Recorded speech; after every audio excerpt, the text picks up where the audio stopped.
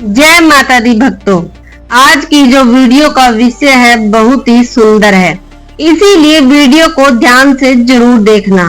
जौ में ऐसी मिट्टी कभी मत डालना जिससे जौ सूख जाते हैं। आज मैं आप लोगों को जवारे की संपूर्ण जानकारी बताऊंगी। नवरात्रि के 9 दिन के बाद क्या जवारे को विसर्जित कर देना चाहिए या जवारे को कुछ बचा करके अपने पास में रखना चाहिए। जवारे में छिपा है आपके भाग्य उदय होने का राज। आखिर जवारे में क्या डालना चाहिए और जवारा क्यों सूख जाता है? क्या जवारे का पत्ता खाने से धन संपदा प्राप्त होती है, सुख प्राप्त होता है? नवरात्रों में जवारे क्यों उगाए जाते हैं, जानिए संपूर्ण जानकारी। दोस्तों, धन, यश, वैभव, कीर्ति, उत्तम फल तथा करोड़पति बनने का सपना, बंद किस्मत के ताले को खोलने का सपना, नवरात्रि में जवारे के बिना माँ दुर्गा की पूजा अधूरी मानी जाती है और इसकी एक पौराणिक कथा भी है। सारी जानकारी इस वीडियो में आज मैं आप लोगों को विस्तार से बताऊंगी, इसीलिए वीडियो को ध्यान से देखें। और अगर हमारे चैनल अधिक ज्ञान सागर पर पहली बार आए हैं तो चैनल को सब्सक्राइब कर ले, वीडियो को लाइक एंड कमेंट बॉक्स में जय माता दी जरूर लिखिए। देखिए, धार्मिक मान्यताओं के अनुसार जौ को भगवान ब्रह्मा का प्रतीक माना जाता है, इसीलिए नवरात्रि के पहले दिन घट की स्थापना के समय जौ की सबसे पहले पूजा की जाती है।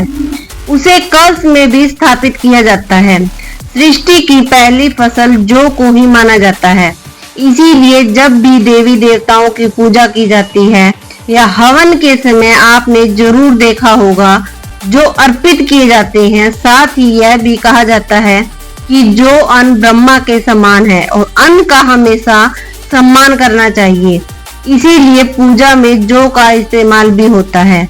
इसीलिए लोग जवारे बोते हैं। नवरात्रि में बोए जाने वाले जवारे से आप अपना भविष्य भी जान सकते हैं। कैसे जान सकते हैं? इस वीडियो में आप लोगों को सारी जानकारी विस्तार से मिलेगी। अगर आप अपने घर में जवारे बो के नहीं रखे हैं तो कोई बात नहीं, इस वीडियो को ध्यान से देख लेना। आपको किसी न किसी माध्यम से जवारे विसर्जित करते समय कुछ न कुछ जवारे आपको प्राप्त हो जाएंगे। इससे आप अपनी बंद किस्मत के ताले खोल सकते हैं। दोस्तों, हमारे धर्म शास्त्र कहते हैं कि नवरात्रि में बोए जाने वाले जवारे से आप अपने भविष्य को झांक सकते हैं, अर्थात आप अपने भविष्य को देख सकते हैं। कैसे देख सकते हैं?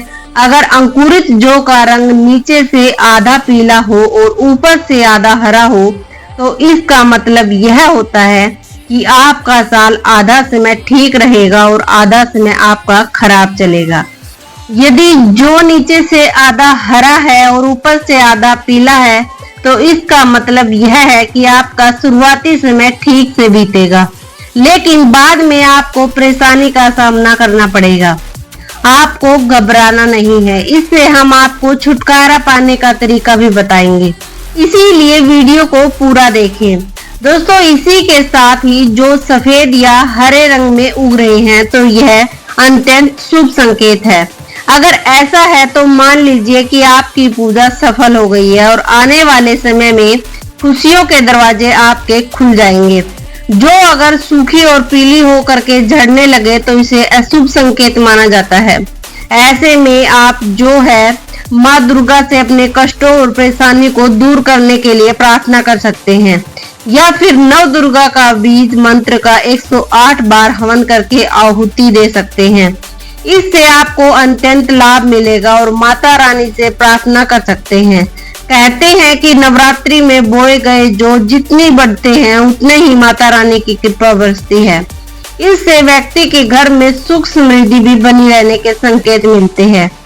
मान्यता है कि जौ के अंकुर 2 से 3 दिन में आ जाते हैं तो यह बेहद शुभ होता है।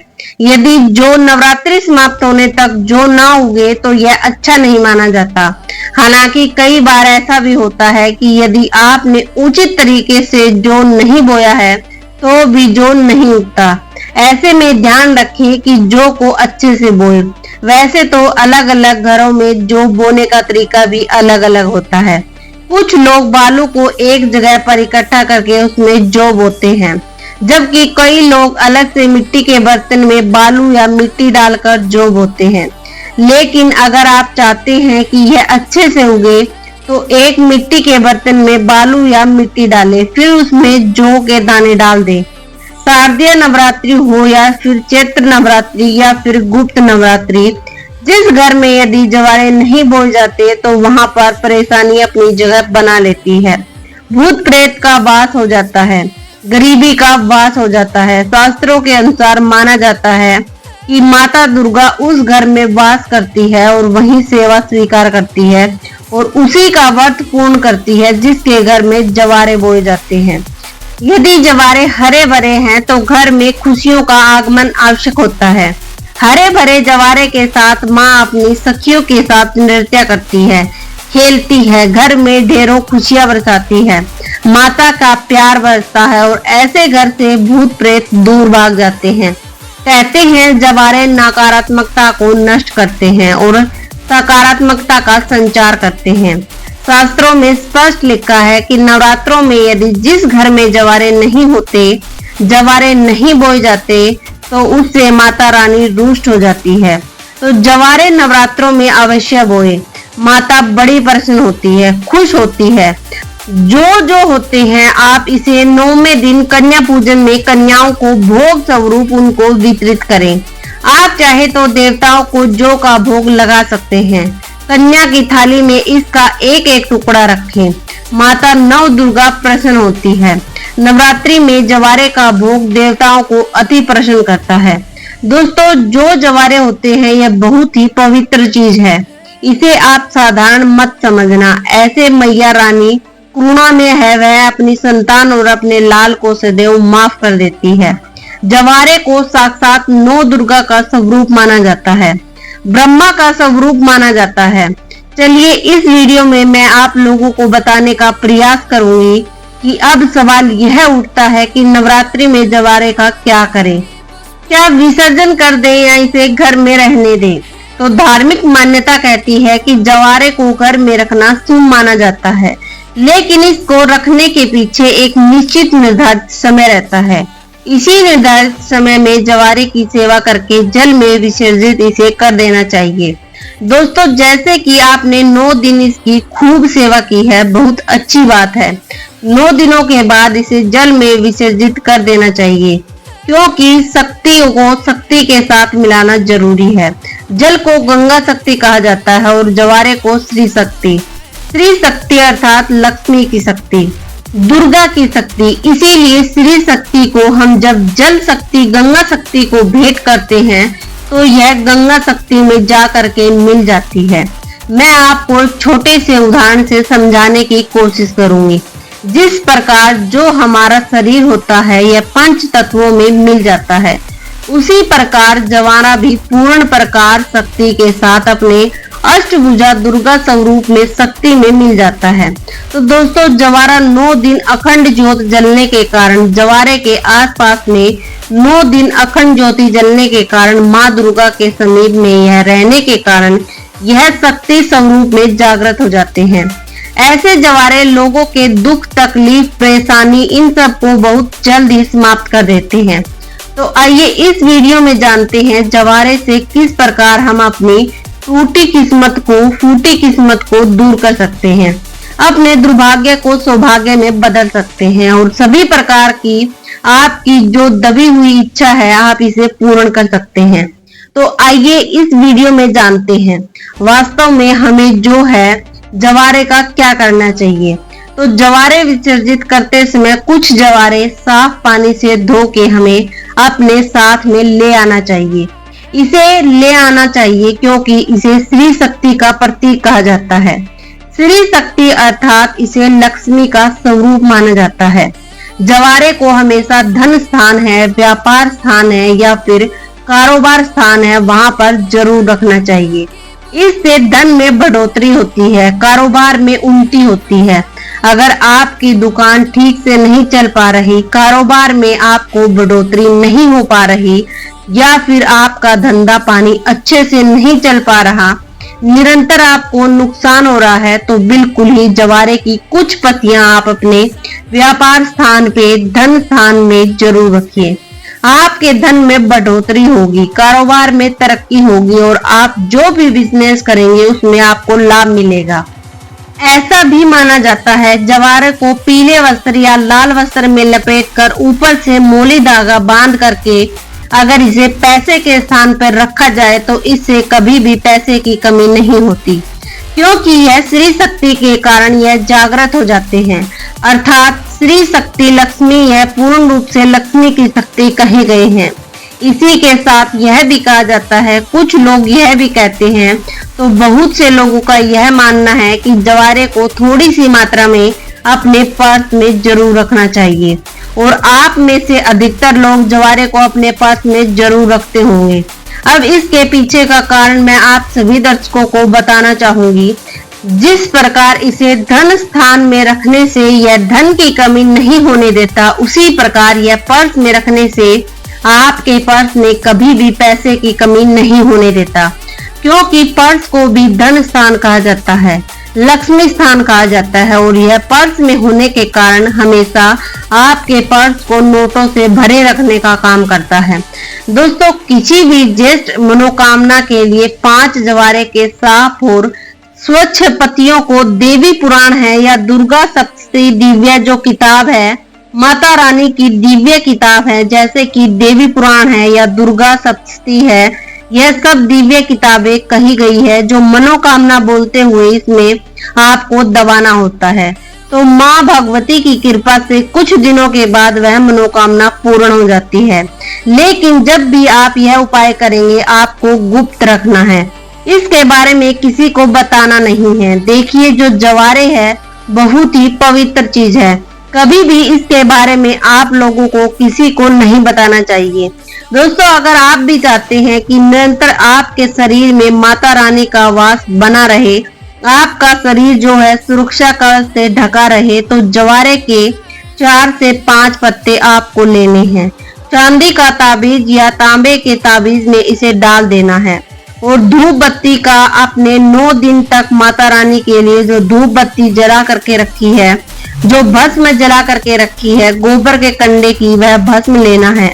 माता रानी को जो आपने अचर चढ़ा करके रखे हैं, जिसे हम पीला चावल बोलते हैं, वह आपको लेने हैं और इसे आपको ताबीज में डाल देना है। यह तीनों सामग्री को आपको ताबीज में डाल देना है। माता रानी का ध्यान करना है, अगरबत्ती या फिर धूप का धुआं दिखाना है। आपने जो ताबीज बना करके रखा है उसमें और जो है आप इसे नवरात्रि के बाद किसी भी दिन धारण कर सकते हैं, तो यह आपको हमेशा सुरक्षा कवच की तरह ही आपको फायदा पहुंचाएगा। किसी भी प्रकार की आपकी यह दुर्घटना नहीं होने देगा। आप जहां भी जाएंगे, जिस भी क्षेत्र में जाएंगे, उस क्षेत्र में यह मित्र की भांति आपकी मदद करेगा, आपको तरक्की दिलाएगा, आपको सफलता दिलाएगा। आप में से अगर किसी के घर में कोई लंबे समय से बीमार पड़ा है जो कि ठीक नहीं हो रहा, डॉक्टरी दवा सही चल रही है, कभी कभी नकारात्मक शक्तियों के कारण जो है स्वास्थ्य नहीं हो पाते, शरीर में निरंतर बीमारी आने लगती है, तो जवारा का एक जबरदस्त गुप्त चमत्कारी प्रयोग है। यह प्रयोग अपने तक सीमित मत रखना, इसे और लोगों को जरूर बताना, इससे समाज में कल्याण होगा। तो कोई ऐसा व्यक्ति है जो लंबे समय से बीमार पड़ा है और ठीक नहीं हो रहा, ऐसे व्यक्ति को जवारे की कुछ बूंद जवारे को अच्छी तरीके से पीस करके कुछ बूंद आपको निकालना है और इस रस को नाक के माध्यम से, अगर बोलने में समर्थवान नहीं है, खाट पर पड़े हैं, सांस बस चल रही है, तो अगर नाक में कुछ बूंद डाला जाए तो ऐसे व्यक्ति कुछ दिनों के बाद स्वस्थ हो जाते हैं। और जिनका स्वास्थ्य अच्छा चल रहा है, अच्छे हैं, स्वस्थ है, लेकिन बीमारी ठीक नहीं हो पा रही है, अर्थात स्वस्थ का मतलब ऐसा है कि बोलने फिरने में जो समर्थवान है लेकिन ठीक नहीं हो पा रहे बीमारी से, तो ऐसे व्यक्ति को जो है आप यह 1 या 2 चम्मच की मात्रा में जवारे के निकले हुए रस को आपको 2 टाइम सुबह और शाम में माँ भगवती का ध्यान करते हुए, माँ काली का ध्यान करते हुए माँ आदि शक्ति जगदम्बा का ध्यान करते हुए आपको पिला देना है। बिल्कुल ही जवारे में पूर्ण रूप से ब्रह्मा एवं माँ आदि शक्ति की शक्तियां समाहित होती है। इसे पिलाने के बाद आप देखना, इसे लगातार 5 से 7 दिनों तक पिला देना। दोस्तों, खाट पर पड़ा इंसान भी स्वस्थ हो जाएगा और चलने फिरने के लायक बन जाएगा।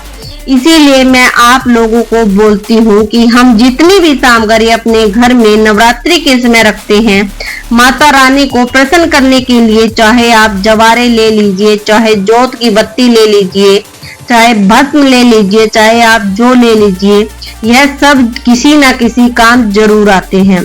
दोस्तों, हम बस इसे नदी में विसर्जित कर देते हैं। यही हमारी सबसे बड़ी मूर्खता है। नदी में विसर्जित करना चाहिए, ऐसे कोई बात नहीं है। आप नदी में इसे बेशक विसर्जित करें, लेकिन इसकी कुछ मात्रा हमें अपने पास में बचा करके रख लेना चाहिए, क्योंकि यह माता रानी का प्रसाद होता है। इससे नकारात्मक शक्ति भाग जाती है। तो इन सारी चीजों को कुछ न कुछ मात्रा में बचा करके जरूर रखना चाहिए। आगे चलकर यही हमारे लिए माता का वरदान साबित होता है। यह देवी का ही आशीर्वाद होता है, इसीलिए कभी भी इसे पूर्ण रूप से विसर्जित नहीं करना चाहिए। इसका कुछ अंश समय, जैसे कि 1 साल में नवरात्रि आते हैं, शारदीय नवरात्रि 1 साल में ही आते हैं, चैत्र नवरात्रि, शारदीय नवरात्रि, 2 गुप्त नवरात्रि होते हैं, 4 नवरात्रि होते हैं। तो नवरात्रि आने तक इसे हमें अपने लिए बचा करके रखना चाहिए। अगर आप भी जवारे के संबंध में कोई और विशेष जानकारी रखते हैं तो कमेंट करके हमें जरूर बताइएगा। और कमेंट बॉक्स में जय माता दी अभी तक नहीं लिखा है तो जय माता दी लिख के चैनल को सब्सक्राइब जरूर करिएगा।